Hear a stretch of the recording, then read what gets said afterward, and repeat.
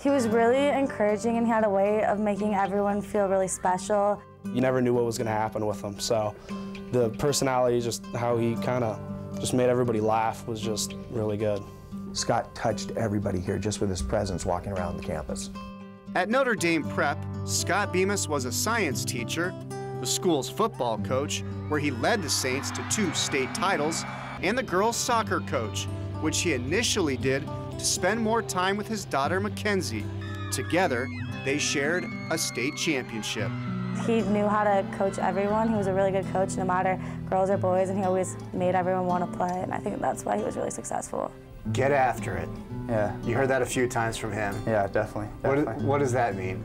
I mean, that's when you know. I mean, sometimes you say it as a kind of joking manner, but you know, like he was, he wanted you to get out there and give it your best. Early last season, Bemis himself wasn't at his best. A pain in his elbow that started over the summer never went away. He finally saw a doctor, and it was determined Bemis had advanced stage lung cancer. It was after their win against Goldwater last season that the players were told that Bemis would be taking a leave of absence. What they didn't know is that it would be the last time they would see their beloved coach.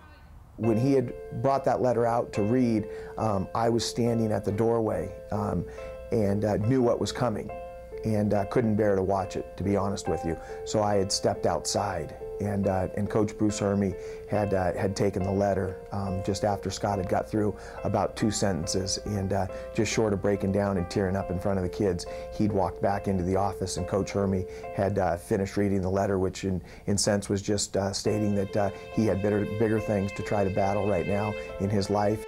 First thought, I just said, this can't really be happening. I mean, it was just because he was that kind of role model that I looked at. And when I finally heard that he won't be there, it was just, I was just shell-shocked by it. I didn't know what happened. It was just, it wasn't a good moment. We kind of just sat there, we all just looked at each other because we knew nothing good was going to really come of it. I was kind of just assumed that he would get better because it was Coach Bemis, and I never thought that anything bad could happen to Coach Bemis. During Scott's leave of absence, Madison Riesdorf and other Notre Dame Prep families started up Team Bemis. It was to provide economic and spiritual help to the Bemis family, and also just to let Coach Bemis know that we cared. So I started the I'm Team Bemis campaign, and he would take a picture, and then we would put him on the internet so that Coach Bemis could go through and see him. And then there was the guest book, so you could leave him messages. A little more than 4 months after being diagnosed with cancer and enduring rounds of chemotherapy, Scot Bemis passed away at the age of 45. January 22nd, where were you when you found out that Scott had passed? Holding his hand. I was in the hospital room with him. Still to this day, he pushes me. I mean, I have pictures of him in my car just sitting there. I look at him every day. It's like, all right, here comes another one. Help me through this one, Coach, and just get on with my day. We're playing for him, you know. It's I mean, everyone really cares about him and his family, and he's a really important part. So we all want to just make him proud. Even though he's not here, I'm sure he's proud of it somewhere.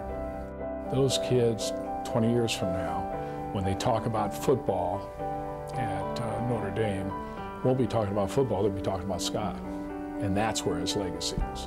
It's not what you know, it's how much you've affected those around you.